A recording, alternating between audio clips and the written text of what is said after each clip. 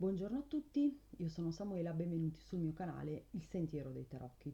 In questo video in realtà vorrei parlarvi delle rune perché ho ovviamente la, la passione per tutta la mitologia e la cultura norrena, nordica e anche vichinga e ovviamente anche delle rune, in quanto essendo una tarologa ho da un bel po' di tempo a questa parte anche la volontà di imparare a leggere le rune. Ho già cominciato delle letture con le rune e prima di mostrarvi le mie letture, fare una presentazione sulle rune stesse. Quindi, che cosa sono le rune? Le rune sono dei simboli grafici, sono delle lettere che vengono da un alfabeto chiamato Futhark. Questo alfabeto era usato soprattutto dai popoli germanici e prende il nome dalle prime 6 lettere che compongono questo alfabeto. La runa, però, la parola runa significa anche segreto, bisbiglio, sussurro, quindi questo per far capire che oltre ad essere un alfabeto creato in qualche modo per comunicare, questi simboli erano anche utilizzati appunto per scopi, diciamo, magici, ok? Nessuno sa con certezza da dove arrivino le rune, come un po' per i tarocchi, diciamo. Secondo la mitologia nordica fu Odino stesso a trasmettere il significato delle rune agli uomini, sacrificando se stesso a se stesso, rimanendo appesi all'albero Yggdrasil 9 giorni e 9 notti, trafiggendosi il costato con una lancia, senza cibo e senza acqua. Con questo sacrificio riuscì ad ottenere il significato stesso delle rune. Comunque i primi documenti runici databili risalgono circa al IV secolo d.C. Provengono dalle regioni meridionali scandinave e per lo più, come anche dicevo prima, sono iscrizioni di armi, armamenti e altri oggetti vari. L'origine delle rune però è ancora incerta, come dicevo all'inizio, che è anche la stessa cosa per i tarocchi, l'origine vera e propria è incerta. Ogni runa può avere, oltre che un significato, come dicevo prima, oltre a rappresentare una lettera di un alfabeto o un qualcosa di magico, può anche avere un valore geografico, cioè può esprimere un concetto.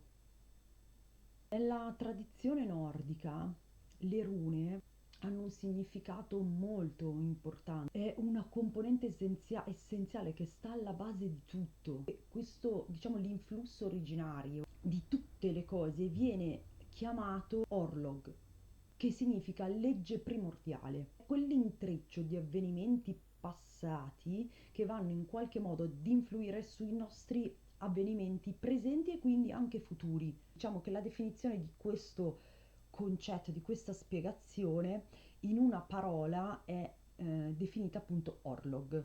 A volte viene anche tradotto come destino o sorte.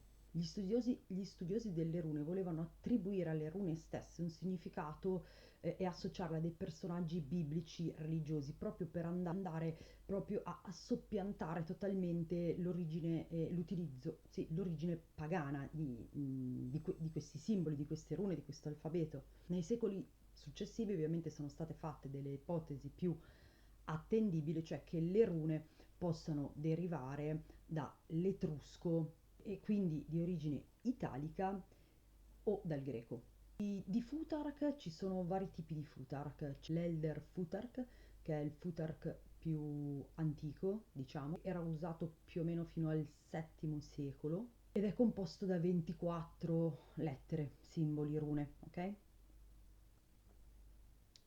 C'è il Futhark inglese o Futhark anglosassone che ha 33 simboli, 33 lettere, usato dal VII secolo in poi. E c'è un terzo Futhark che è il Futhark giovane, quindi Younger Futhark, Futhark recente, ed è questo quello che utilizzavano i vichinghi, ok? Composto da 16 lettere. I nomi delle rune sono stati dati per un scopo mnemonico e simbolico, quindi i veri nomi delle rune non si conoscono con certezza. Con il Futhark recente sono stati creati anche dei poemi runici. I poemi runici sono tre: quello norvegese, quello islandese e quello anglosassone.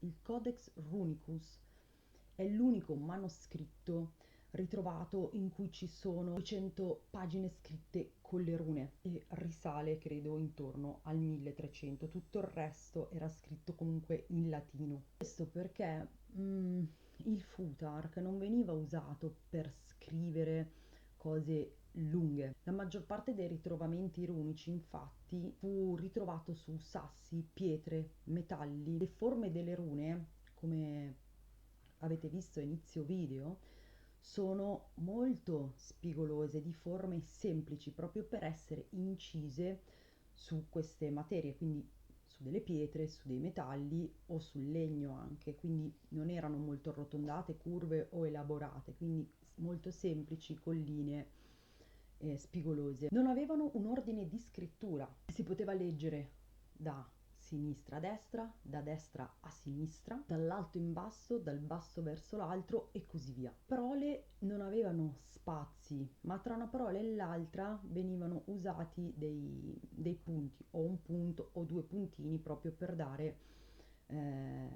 la fine e l'inizio da una parola all'altra. Addirittura a volte le rune venivano anche scritte al contrario.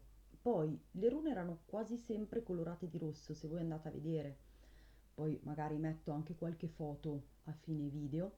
Se voi andate a vedere le pietre ritrovate in Norvegia piuttosto che in Svezia, quasi sempre le rune erano dipinte con il colore rosso. Diciamo che avevano degli usi abbastanza limitati, venivano comunque incise su degli oggetti per identificarne il possessore, su delle pietre funerarie, su delle case e via dicendo. Venivano anche usate come talismani.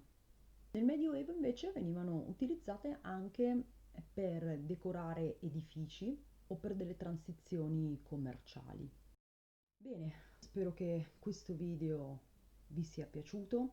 Ho fatto un'introduzione generale per farvi capire che cosa sono le rune. Nei prossimi video andremo proprio a vedere i nomi delle rune, andremo a vedere i loro simboli grafici, qualcosa io metterò già qui, ma poi lo vedremo meglio nello specifico, e poi andremo a prendere runa per identificare il loro significato, il significato stesso della runa, ma anche per il loro utilizzo divinatorio, diciamo così. Se vi fa piacere iscrivetevi al mio canale dove potrete vedere tanti altri video. Grazie a tutti, alla prossima! Mi piacerebbe anche nei prossimi video parlare delle rune, anche delle rune legate, quindi le bind rune e dei sigilli. Lo vedremo più avanti nei prossimi video.